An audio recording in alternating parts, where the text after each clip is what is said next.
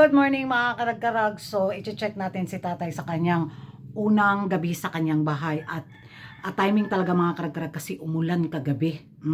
So, tara puntahan natin. So, nandito na ako mga karag-karag. Binilahan ko na rin ng ulam si tatay para may ulam siya ngayon araw. So, eto wala siya dito. Oh, yung unang, diba? Ay, tay, may buntag. Anya, kumusta man? Mayroon man. Kumusta man imong tulog? Nya, kumusta man ang imong tulog? Mayroon man. Mayra imong tulog? Nya, ning ulan man gabi eh. Wala nagyoy. Wala yung tulo. Walay tulo. So ikaw ra isa dire. Ako ra, namulay man sila. So yan, tinupi niya yung higan. Unya, ang imong kuan, Ang ang imong awa man kagalungag lagi. purtindigan ng luto, ako ganin initon. Oo.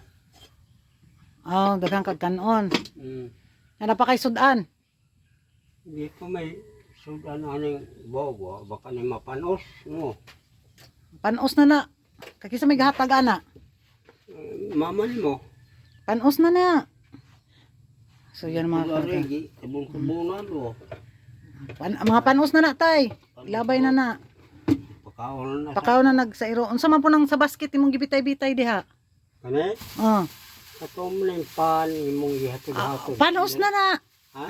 Wala katong Bag-o? Oh, katong tanwet baon sa to. Nya kanang sa imong basket-basket unsa man po na? Sudan niya, puning usbog luto. Panos na na. Oo. Ayaw na na kay mga panos naman na. Ilabay na na. Ipakaw na na si mong itoy. Ay panos na na tay. Oo, ba?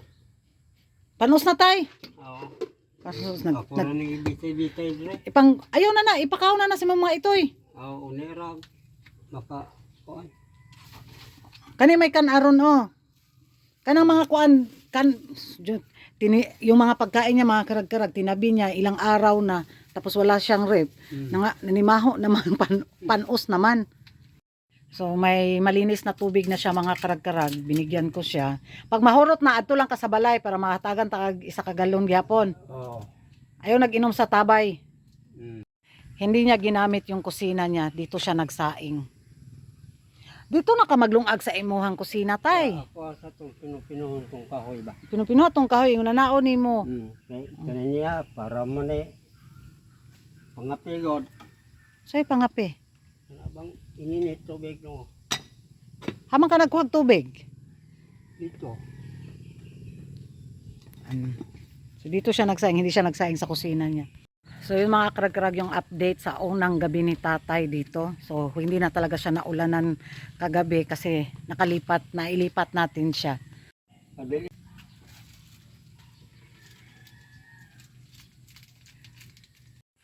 So yung mga karag-karag, nagkakape si tatay doon at uuwi na ako sa bahay. Kaya thank you so much. At next day, itutuloy ko yung ayusin yung pabalko ni tatay, tapos yung pinto niya, tapos yung flooring niya sa loob ng bahay niya at sa diyan sa pabalko niya mga karag-karag. Tuloy yung construction sa mansion ni tatay. And tara, ulit tayo kasi makipagchismisan ako sa inyo sa mundo ng beauty pageant.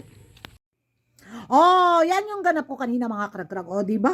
Paka kay Sikuragan. Tapos, parelax-relax lang ako dahil ang tahimik ng daloy ng traffic ko bitaw sa chismisan galore sa mundo ng beauty pageant. Naghihintay talaga ako. Inabutan na ako ng gabi sa kakacheck. Wala man yung mga pasabog na parang mabuls ay bitaw sa budlat na kong mata at sa budlot na kong simod yung itong pagkachismosa ko. Of course, 2026, itodo na natin talaga to.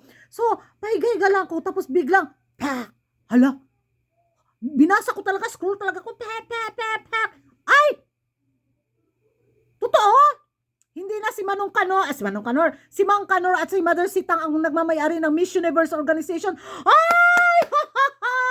Ay! Ang gandang bagong taon mga karag-karag. Ang gandang balita. Agoy impas gyud si Inday Fatima nito. Paano na lang talaga yung raise your voice? Ay. So, dito nga sa binalita ni Manong Chavit, para talaga akong sana totoo na ba na kung iba man yung nakabili sa Miss Universe Organization at under the discussion sila ni Manong Chavit, ay sana makuha ng Pilipinas. Pero kung hindi man, sana kung sino man yung secret na nakabili sa Miss Universe organization, sana maiayos niya yung kalat, yung pagkaimburnal, yung kawalang hiya ang ginawa ni Mother Sitang at ni Mang Kanor sa Miss Universe pageant. Sana manumbalik yung kinang na kinagigiliwan bitaw natin na kakaba-kaba yung dibdib natin. Na, pastilan. Inday Patima, wa dyan is Inday Patima mga karag-karag. Makaingon dyan siya, thank you Father. Thank you Daddy. Hindi naman sa panganon sa kapwa natin mga karag-karag, pero alam naman kasi natin na hindi niya talaga deserve ang corona.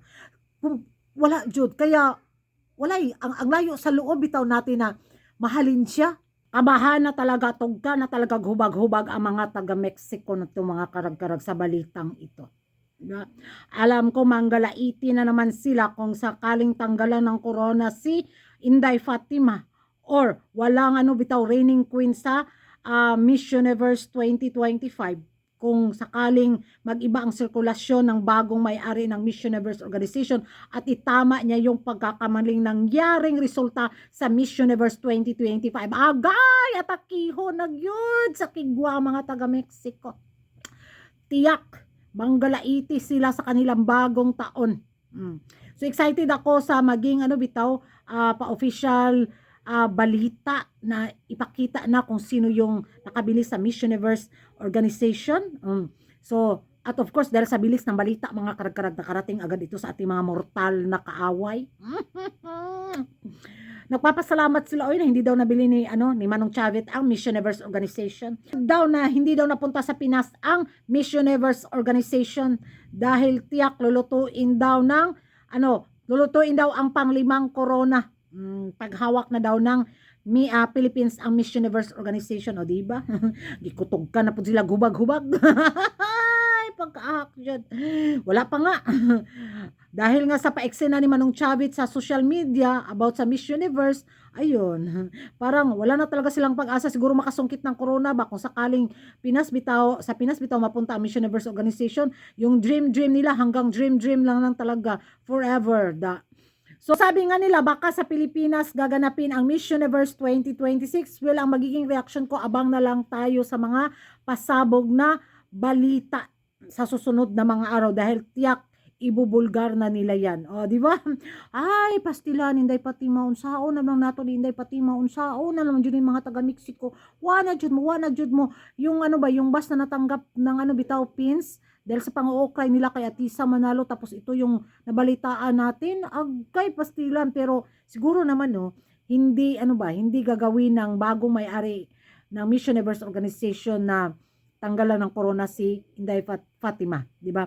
Siguro ambot lang pero sana sana wala na lang reigning queen sa Miss Universe 2025. So ewan ko sa inyo mga karag-karag kung ano yung magiging reaction ninyo tungkol nga dito sa pasabog ni Manong Chavit na hindi nahawak ni Mang Kanor at ni Mother Sitang ang Miss Universe organization. Sa hula nyo mga karag-karag, taga Thailand kaya ang nakabili sa Miss Universe organization or taga ibang bansa.